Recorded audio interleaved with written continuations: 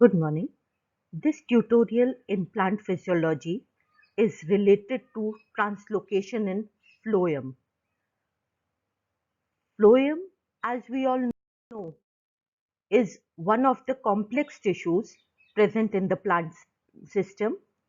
The other one being xylem, which carries water right from the roots to the aerial parts of the plant, particularly the leaves where photosynthesis takes place.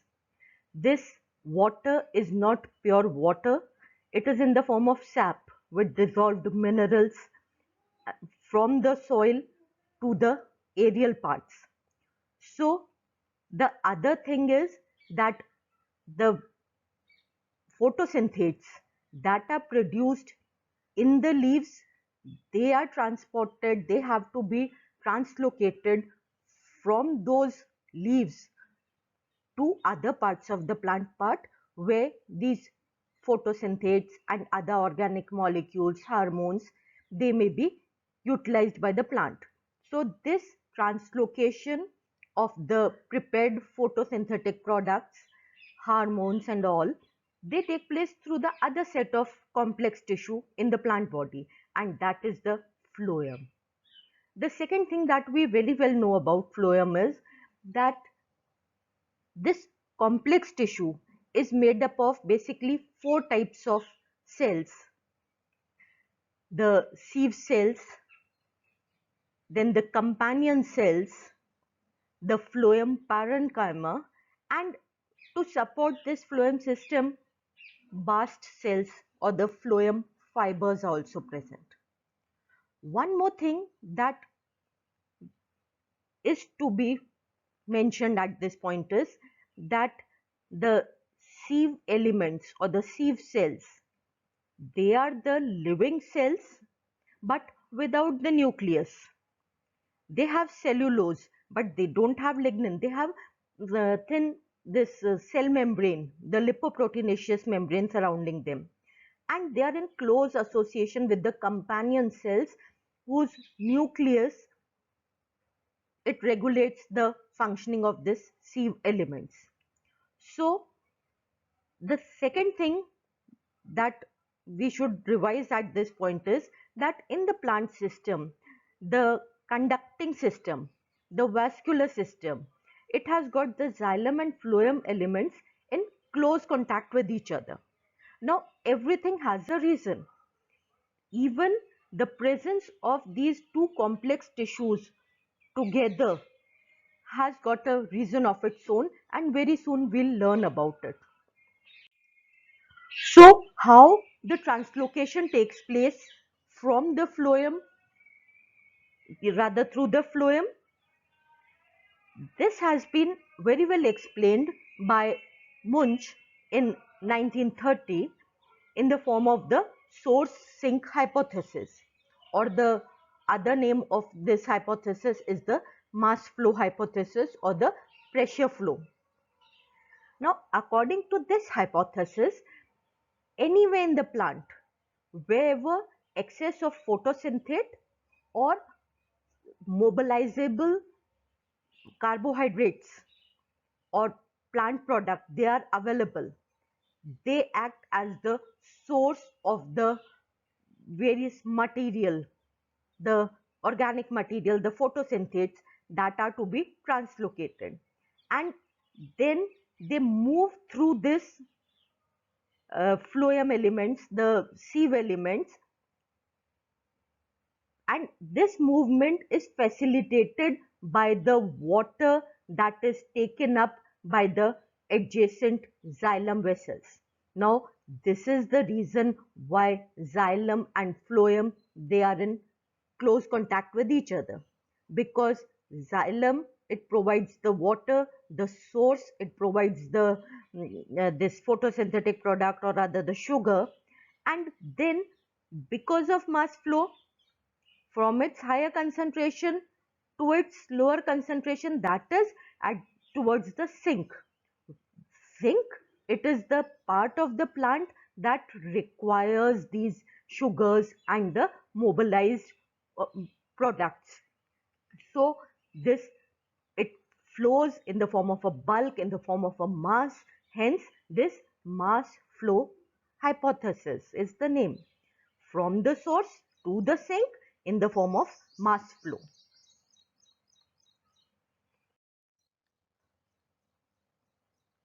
So, here is the source part, that is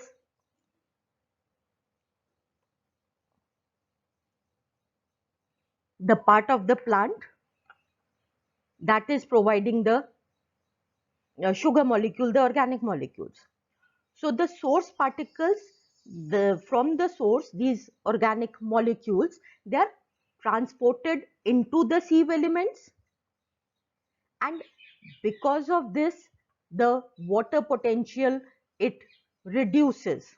A low water potential is produced, because we know that water potential is the free energy available with the system to do work.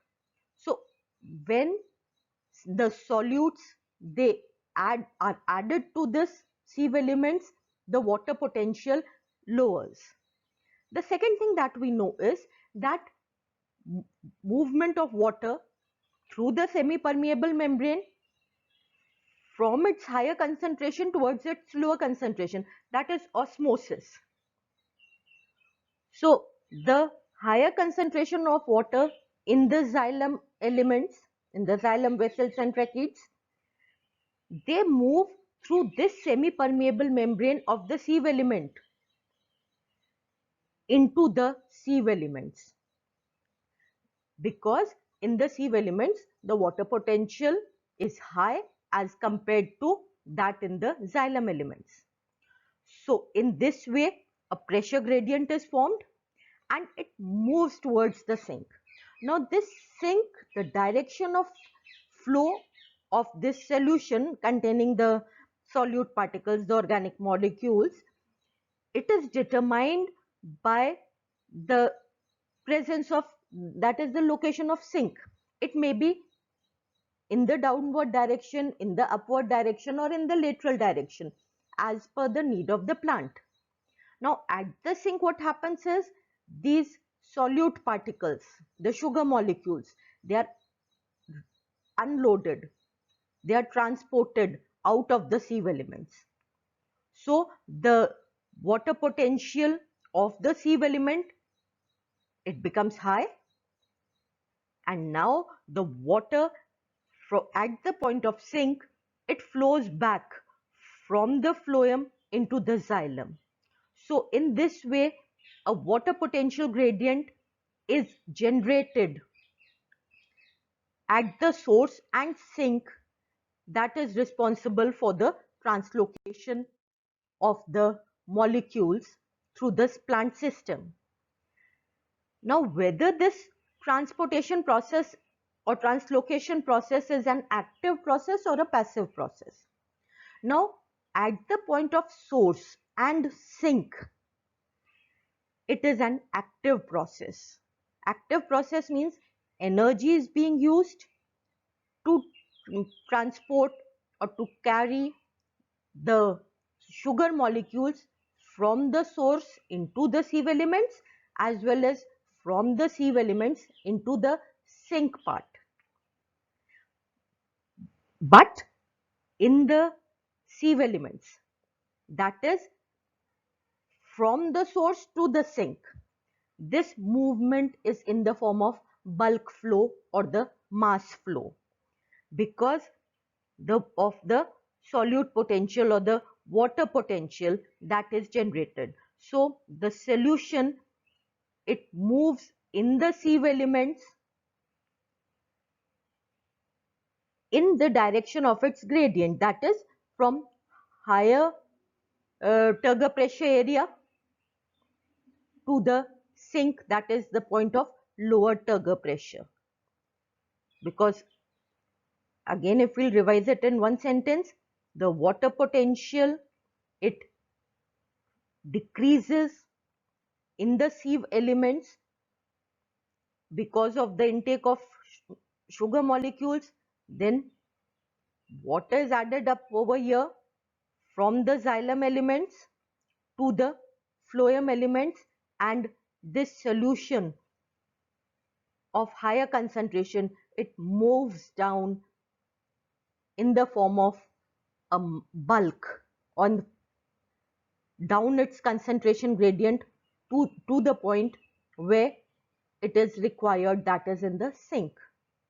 So in this way, the water potential, the pressure gradient that is generated, it assists the movement of water, the solute particles in the phloem tissue. So at the point of source loading, that is when these organic sugars, they are transported, carried from the source into the sieve elements. This process is known as phloem loading. This phloem loading, it may take two paths, two routes. One is through the dead cell wall, that is the part of the cell which has got the barrier, that is the apoplastic phloem loading. And the other thing is simply the flow of these organic molecules via the plasmodesmata, that is the living part of the cell system. And this route is the symplastic mode or symplast. So when apoplastic phloem loading is there, at that point of time, it is an active transport. And when we say it is an active transport, we know some sort of energy has to be used. And second thing is, energy is used because it is against the chemical potential gradient. So it involves a sucrose symporter system. Symporter, that means two molecules which move across the cell membrane in the same direction. So here the two molecules, they are the protons and the sucrose, which are moved, transported from outside the cell, that is from the source, to the sieve elements. And the energy that is required for this symport process is provided by ATP. So what happens is that the cell to which the sugars, they are translocated from the source, they are living cells. So they use ATP to pump out protons into this sieve elements, and then the energy of these protons is made use of, and there's mass, there's flow of or transportation of these sucrose molecule along with these protons out of the source cells. So this is the apoplastic phloem loading that makes use of the sucrose proton symporter system. Now the other part is symplastic phloem loading. That means through the plasmodesmata. So the sucrose, it is synthesized in the source cells. Glucose and fructose, they together form these sucrose molecules. And these sucrose, they move out via this plasmodesmata. But one thing is there, that this plasmodesmata is an open channel. So these sucrose molecules, they may even flow back.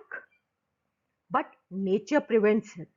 How it prevents it is that once it flows out of this source cells, these sucrose molecules, they react with galactose and they form a complex sugar, raffinose. Now the structure of this raffinose molecules, it is big enough that they are unable to flow back into the source cells. They will move in the forward direction. So sucrose, it moves along with the raffinose, and ultimately from the source it reaches the sieve elements through the sieve pores. and this is the process of phloem loading. Now, when the unloading takes place, unloading means from the sieve elements, because again the same thing, once it reaches the sieve elements, water from the xylem flows into it, and because of mass flow or bulk flow, it reaches to the point where these organic molecules, where these sugar molecules, they are required by the plants, the sink. Now, when in the part of the sieve element that is adjacent, that is near to the sink, at that point they are, these sugar molecules, they are unloaded. Movement of these sugar molecules or solute particles from the sieve elements into the part of the plant that needs it. It may be the growing plant part, or it may be the storage organ which is storing it, the food product.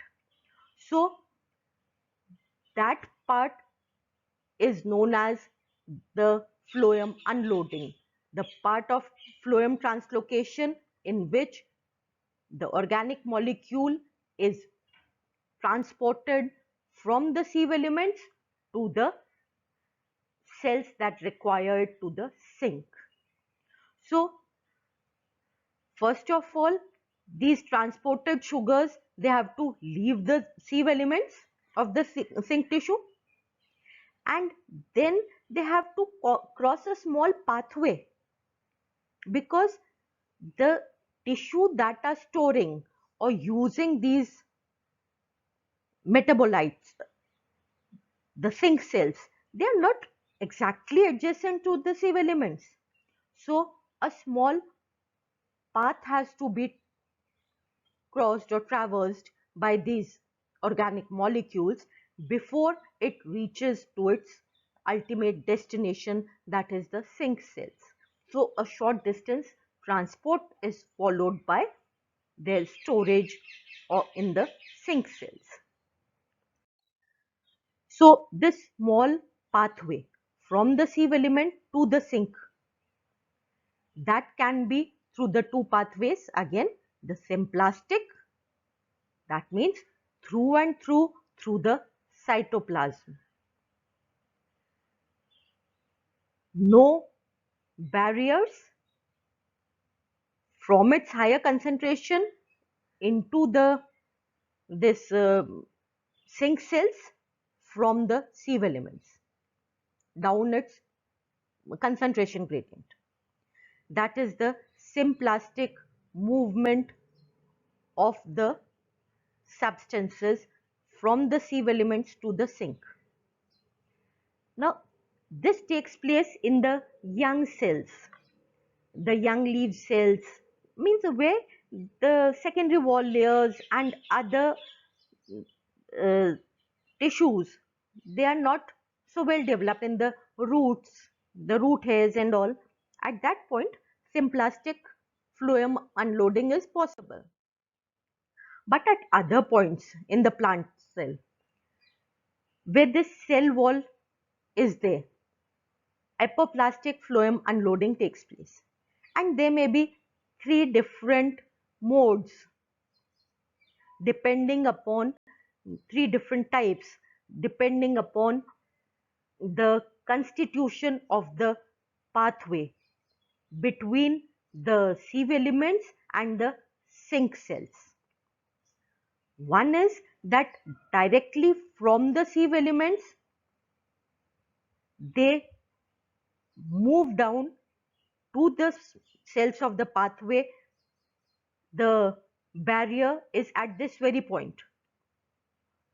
So it takes place again, active transportation, symport system, and it is moved from this sieve elements to the short pathway.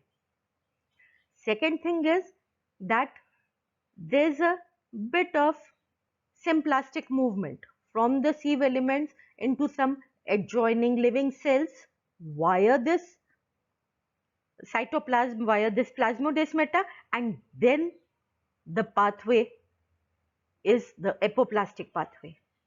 The third possibility is that majority of this short distance pathway is in the form of symplast, and after traversing this short pathway via the plasmodesmata, in some cells very near to the sink cells, this apoplastic movement takes place and unloading takes place.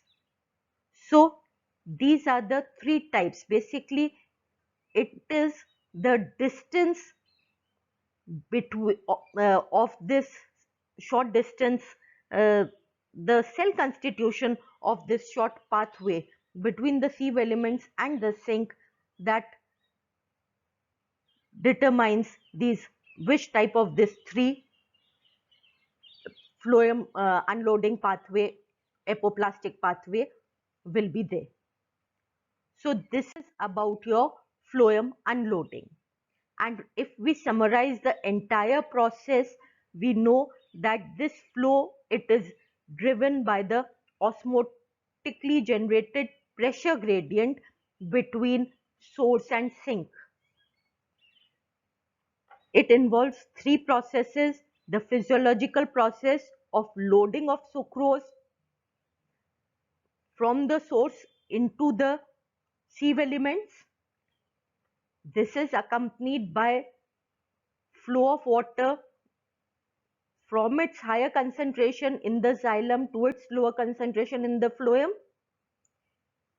This solution formed at this point, it moves down,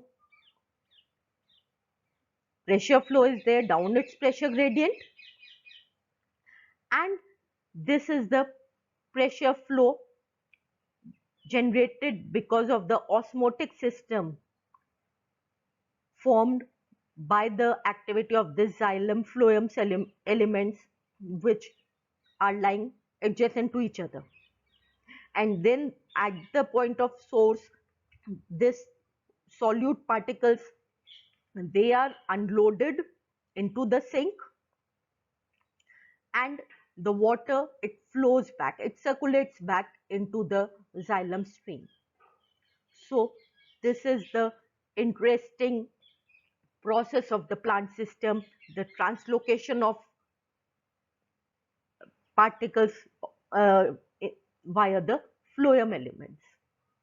Now, one thing before ending up, that is, what is the difference between, major difference between movement of substances in the phloem and in the xylem. The basic difference is movement of water, ascent of sap in the xylem, it is a passive process, whereas translocation in the phloem is an active process. Second thing is, ascent of sap is always from the lower part of plant part towards the higher plant part. It is unidirectional, whereas the translocation in the phloem, it can be bidirectional depending on the position of the source and the sink. Then another thing is that the xylem elements, the pathway through which ascent of sap takes place, majority of it is made up of dead cells, while living cells, they are involved in the translocation through this phloem elements. So this is the conduction system of the plant. Thank you.